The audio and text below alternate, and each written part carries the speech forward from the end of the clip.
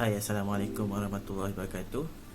Bersama saya Saifuddin Hamizan. Hari ini saya nak bercakap tentang satu topik, iaitu kenapa pada fasa PKP ni berlakunya seolah-olah di media sosial berlakunya pertarungan antara si kaya dan si miskin dari segi perdebatan demi perdebatan. Dan kita sedia maklum, baru-baru ni kita ada satu isu besar. Sebenarnya taklah besar mana, dah habis apa episod isu ni kan. Saya nak bercakap juga tentang isu ni daripada perspektif psikologi dan analogi daripada filem.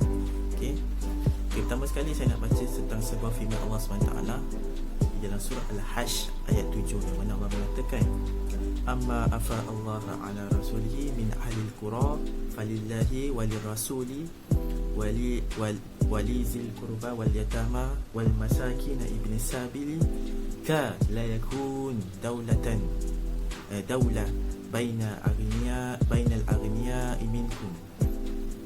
Maksudnya, apa sahaja harta rampasan fa'il yang diberikan oleh Allah dan Rasul dari harta benda yang berasal dari penduduk kota-kota, maka adalah untuk Allah, untuk Rasul, kaum kerabat, anak yatim, orang miskin dan orang yang dalam perjalanan, supaya harta itu tidak berlega di antara sesama orang kaya di antara kamu. Ayat Al-Quran ini dijadikan asas oleh ahli-ahli ekonomi, khususnya orang pakar-pakar ekonomi Islamik, dalam nak mengatakan tentang kepentingan sedekah dan kepentingan zakat. Okey, salah satu kepentingan zakat tujuannya adalah untuk membahagikan kekayaan tu sesama masyarakat di tempat tu, orang kaya dan orang miskin, supaya dapat merapatkan jurang antara orang kaya dan orang miskin. Itu tujuan ahli-ahli ekonomi. Okey, sebab tu kita tengok Perdana Menteri kita, kerajaan kita khususnya kerajaan Malaysia, dia mengumumkan stimulus package. Stimulus package ni bukan belanjawan macam kita dengar setiap tahun kan. Dia adalah satu package rangsangan yang dicocok oleh Perdana Menteri dan disetujui oleh Kabinet semua untuk merangsang ekonomi rakyat jelata yang kebanyakannya telah hilang pekerjaan, yang telah hilang punca pendapatan, yang mana kerja sendiri, kerja swasta dan pelbagai sektor dan pelbagai pekerjaan. Okay, mereka ini hilang punca pendapatan dan mereka hilang kestabilan ekonomi. Maka tugas kerajaan adalah untuk membantu mereka ini sentiasa mendapatkan cash untuk supaya mereka boleh survive. Okay, walaupun cash tu taklah banyak, taklah macam gaji kita ada allowance, ada apa semua, tetapi ini sedikit sebanyak dapat menjaga perut orang-orang miskin. Okay, sebab orang miskin, dia kalau zaman gawat, wabak, dia perlukan makanan dan keselamatan untuk tempat tinggal lah. Jadi kerajaan pun buat stimulus package untuk meringankan beban-beban orang bawahan, orang miskin, orang B40 khususnya. Dan yang menariknya, package itu telah membantu B40 dan M40 serta T20 sekalipun. Okay, sebab ada dua package. Package pertama untuk rakyat, package yang kedua untuk PKS. Maknanya seimbang lah untuk majikan dan untuk rakyat. Okay, poin yang kedua adalah saya nak menyentuh sedikit tentang isu yang terbaru ni, yang mana telah hangat di media sosial, yang mana ramai orang berpusu-pusu bercakap tentang seorang ahli perniagaan dan salah seorang ahli lembaga pengarah di salah sebuah universiti terkemuka awam. Beliau ini dia mengasaskan satu produk tudung dan Valet Fashion ni lah, dia ada banyak, dia ada syarikat dia kan. Dan beliau ni telah mencetuskan satu komentar dekat Instagram, tak silap saya, dengan kawan-kawan dia lah, kawan-kawan bisnes dia, yang bercakap tentang orang B40. Dia kata orang B40 ni untung dapat package ni. So macam dia rasa macam dia dipinggirkan lah. Dan ini mencetuskan pergaduhan. Kerana apa?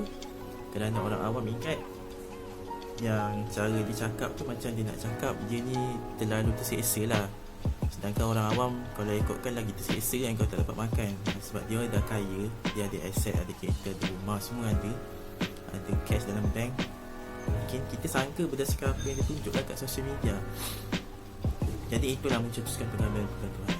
Jadi saya nak cakap kat sini, sebenarnya bukanlah salah orang miskin atau orang kaya, tetapi yang salah adalah sikap individu itu sendiri dalam memberi komentar. Boleh jadi orang kaya silap dan boleh jadi orang miskin silap jika mereka berdua tidak menjaga tutur kata dengan baik. Di sini saya nak lampirkan satu teori daripada Abraham Maslow. Saya teringat bila ada sahabat kita di sosial media yang terkenal bernama Zamir Muhyiddin, penulis kepada buku The Human Complex. Beliau ada memetik satu teori daripada Abraham Maslow tahun 1943 tentang the theory of needs, teori keperluan. Dia ada macam piramid tu. Okay, teori keperluan. Teori keperluan ni dia ada menggariskan daripada bawah tapak dia sampai ke atas. Jadi setiap manusia ni, setiap kelas ekonomi B40, M40 dan B20, mereka ada keperluan-keperluan mereka sendiri dalam nak berdepan dengan cabaran hidup, khususnya dalam ekonomi. Misal kata macam B40 kan, golongan paling bawah, mereka ni perlukan physiological needs, keperluan fisiologi seperti makan, minum, tempat tinggal, baju, pakaian dan semua untuk hidup, untuk sekadar hidup je. Okay, sebab mereka ni tak ada harta sangat, tak ada simpanan, tak ada syarikat, tak ada yang lain-lain, tak ada rumah pun tak ada, mungkin rumah sewa je kan. Jadi kalau orang kaya pula, mungkin kalau golongan T20, mereka ni bimbang dari segi apa? Mereka bimbang dari segi tingkat yang atas sikit, iaitu safety needs, keperluan keselamatan, security. Keselamatan ni bukan maksudnya kita duduk rumah selamat, tak. Dia luas, dia personal security. Contoh macam keuangan dia punya perniagaan dia punya kekuasaan dia punya saham dia takut semua tu jatuh. Bila semua tu jatuh, dia ancam perniagaan dia muflis. Bila dia muflis, dia jadi macam kita balik. So itu kebimbangan dia. Setiap kelas ekonomi ada kebimbangan dia tersendiri. So kita tak boleh nak bermusuh, oh T20 macam ni jahat, orang kaya semua jahat, tak boleh. Orang miskin macam ni dapat pakej kerajaan, manja apa semua, tak boleh. Sebab apa? Masing-masing saling perlu memerlukan. T20 bina company untuk bagi kita kerja, B40 diperlukan oleh T20 untuk kita beli produk dia. Sebab dalam kajian BNM ni, kajian Bank Negara, orang yang paling banyak membeli adalah golongan B40. Maksudnya yang membeli produk-produk Malaysia. Kalau kita tengok kenapa kerajaan menggunakan teori ekonomi Keynesian, mazhab Keynesian, iaitu teori yang mana mengatakan kerajaan perlu melabur, perlu memberi cash hand out kepada rakyat untuk supaya rakyat ni merangsang ekonomi negara dalam domestik, dalam negara. Jadi ni penting juga. B40 penting, T20 pun penting, sama-sama penting. Yang bermasalahnya, yang isunya jadi hangat bila mana ada komentar-komentar yang tidak bijak. Komentar yang tidak bijak. Selain daripada tu, dari segi macam peranan kerajaan itu sendiri, kerajaan kena bijak bermain peranan untuk mengawal situasi ini. Dan kita sendiri maklum Perdana Menteri kita sangat bijak dan insyaAllah akan terus menjaga kesejahteraan orang Malaysia itu sendiri. Saya nak ambil last point daripada analogi filem lah. Okay, kalau kita tahu dulu ada filem, saya nak ambil analogi daripada kisah Batman dengan Joker untuk mendamaikan T20 dengan B40 ni lah.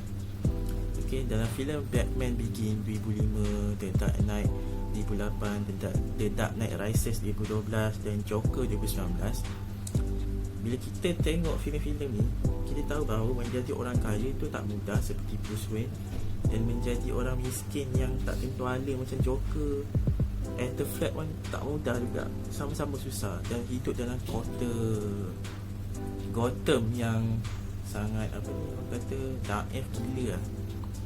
Okay, teruk, pemimpin teruk, korupsi kan. Lepas tu ada masalah kesihatan, masalah kebersihan. Kalau kita tengok screening review daripada Mat Salleh pasal filem ni, mereka mengatakan apa yang saya kata. Jadi menjadi Bruce Wayne dan menjadi Arthur Fleck Bruce Wayne ni kita kata T20 lah, Arthur Fleck ni T40. Memang menekan jiwa dan rohani. Sebab apa? Saya katakan, contoh macam Bruce Wayne, dia dah lah berdepan dengan ekonomi teruk dekat Gotham. Lepas tu Gotham melahirkan penjenayah-penjenayah yang berprofil tinggi seperti League of Shadow, Penguin, Joker, Scarecrow, Two-Face. Mereka ni adalah terdiri daripada identiti daripada polis, terdiri daripada kumpulan kultus, terdiri daripada kumpulan-kumpulan profesional yang akhirnya gila jadi penjenayah berprofil tinggi dan mengharu birukan Gotham yang dah sedia gila macam tu. Kota yang penuh dengan isu-isu jenayah, isu-isu pentadbiran yang teruk. So menjadi seorang Bruce Wayne, dia kena fikir pasal yayasan dia kena bagi derma. Kalau tak bagi, orang kata apa kan. Dan dia kena fikir perform company dia, dan masa sama dia kena fikir nak lawan kemiskinan dan nak lawan penjenayah. So beban dia tu memang sangat hebat juga. Dan daripada segi Arthur Fleck pun, dia pun mangsa keadaan. So dia macam tu lah, kita sedia maklum cerita tu. Jadi nak kata dekat sini T20 ataupun B40 tak perlu bergaduh sebenarnya. Kita sama-sama menaikkan negara dengan cara peranan kita sendiri. Selagi kita faham dengan konsep ni, kita mudah untuk sangkal segala tingkah laku yang tak baik dekat sosial media. Itu saja perkongsian saya untuk kali ini.